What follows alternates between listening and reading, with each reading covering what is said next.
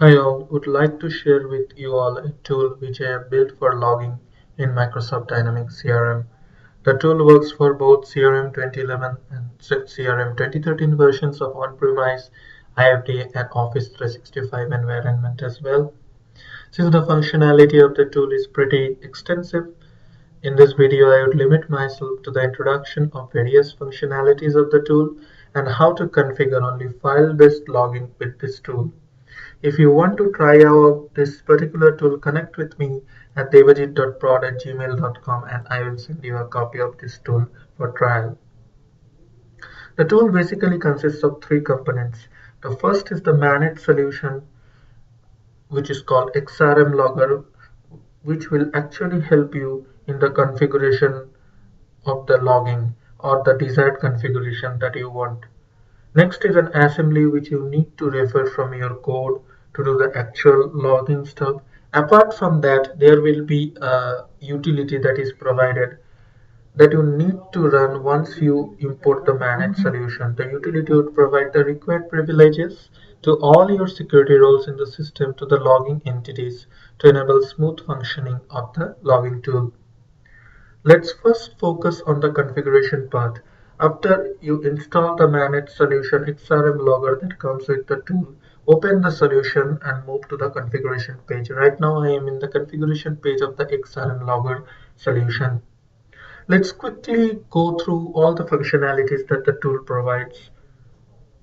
First is depending on the type of CRM installation, for example on-premise or IFD I have selected, I get multiple logging mechanisms. I can log in a CRM entity, I can log in file, even viewer, database logging options are also available.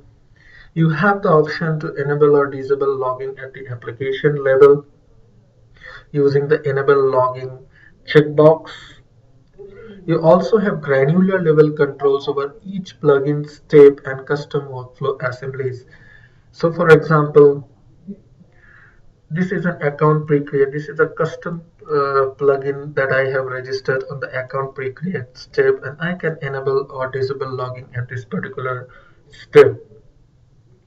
Since, as I told before, I would demo only file logging here, let us select file logging. Once you select file logging, the system asks you to enter the file path.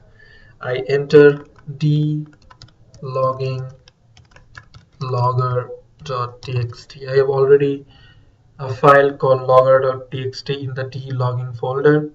As the message in red tells, file path can be both network or local and should be accessible from the CRM server. Since the logging would be done from the CRM server, whatever path you enter here, make sure that it is accessible from the CRM server. Apart from this, you should also make sure that all the users of CRM have right access to this logging file, otherwise it would generate an error. Okay, now I save the record. Okay, data is saved successfully. Now let's shift our focus to the code that I have in the account pre-create plugin.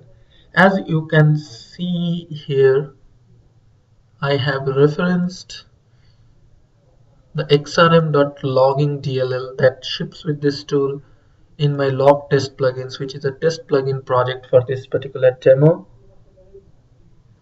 And inside that I have an account pre-create plugin which I have registered on the pre-create of the account. Let's quickly go through the code here. Here I try to retrieve an account with any arbitrary create, hence surely CRM or throw an exception which I am catching in the fault exception and logging using the logger tool. So the logger tool provides you with three methods: log error, log message, and warning. Of them, the most complex is log error, which I will walk you through. Log message and log warnings are pretty simple once you understand how to use the log error method. All the parameters in this particular method are self-explanatory. However, I will walk you through each of the parameters.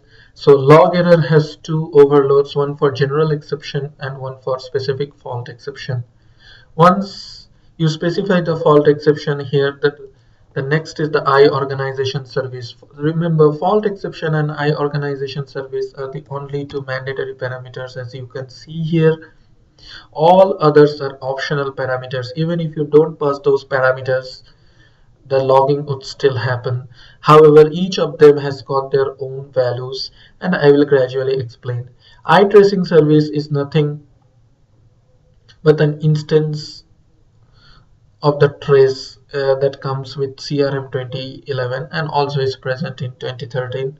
I suggest to use it, as it gives a detailed error to the business user.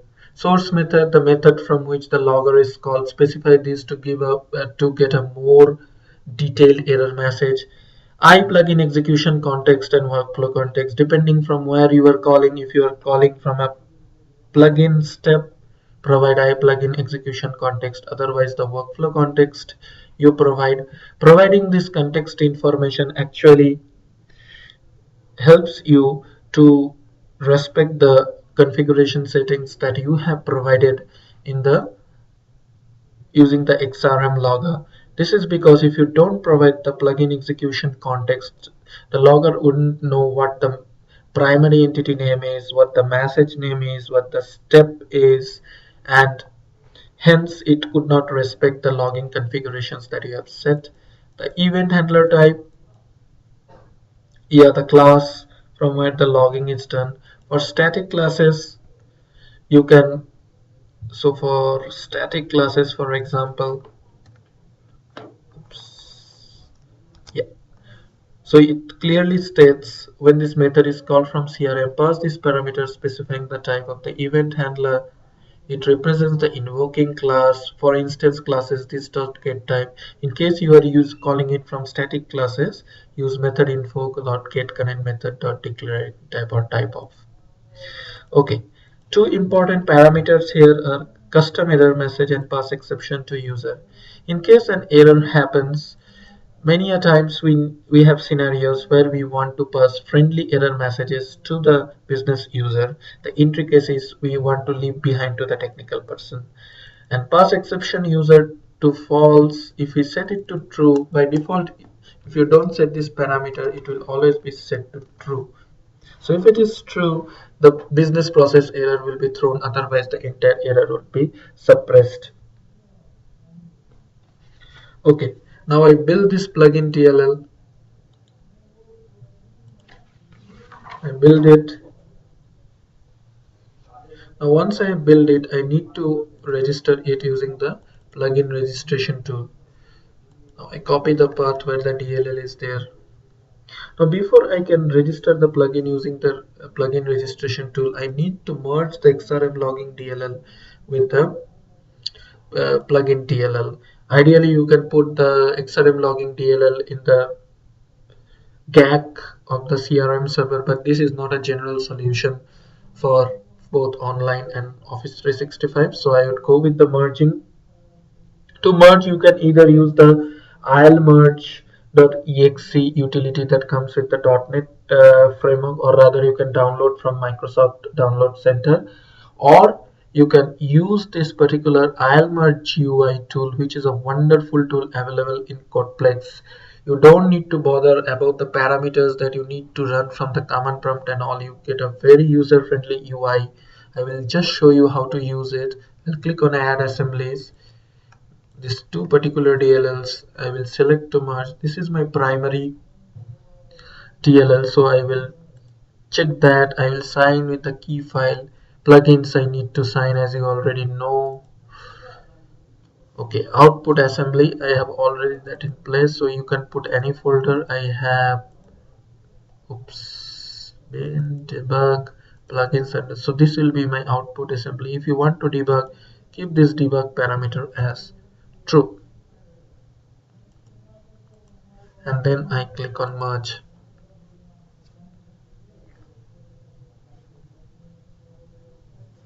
So merging is successful. I will open the plugin registration tool that I have, SDK bin, then I have plugin registration, then I connect.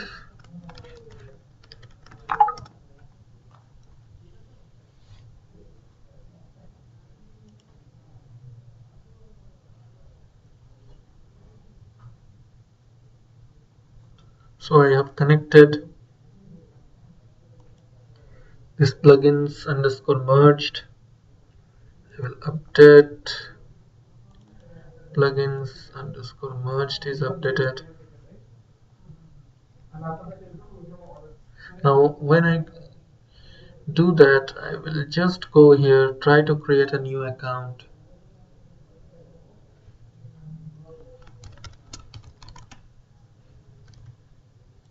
Click on save. As you can see, custom error message is thrown to the user. The intricate error messages are not thrown back to the business user. However, logging would be done with all the details. So let me check whether the logging has really been done, and you can see that the detailed error message has already been logged. You can see account with ID does not exist has been logged twice. This is because the logging tool parses all the inner exceptions. Still the inner exception is not null, so it gives you a very detailed error message. Now say for example I do not want to log for this particular account pre-create step. So what I do here is I come here and disable logging for this step. I go up, save this, data is saved successfully. Again I try to create the account. Could have created here only. Anyways, let me go to a new screen, log test 46, and click on save. Again I get the custom error message. This time let me check whether logging has been done or not. As you can see, the initial log is only there. This time no logging has been done. Now for example, I want to set pass exception to false. So I am suppressing the error message so the user does not get notified of any error, does not get an error pop-up. I will build it one more time. I will merge it. I will re-register it. So I have to update.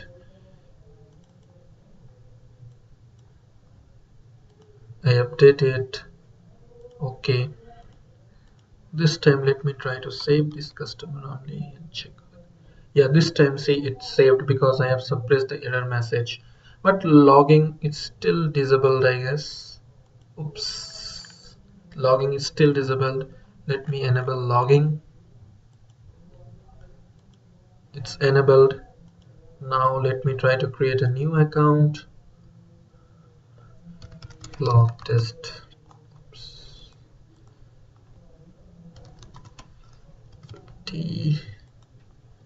Delete it. Click on save. Log test 50 is created. I come back to the logging file, open it, and you can see the next message is logged. Okay, similarly you can use the log message and log warnings. Once you have an understanding of the log error, it's very easy to use log message and log warnings, which do not have much intricacies. If you have really liked this video and tend to like this tool, just connect with me at devajit.prod@gmail.com or leave a comment at https://devajitcrm.wordpress.com, which is my blog that I am maintaining. You can search for the appropriate topic. The entire documentation of this enterprise logger library is there in the WordPress also. To view the other videos in the series, please check the description of this particular video. Thanks for watching this video with such a great patience. Have a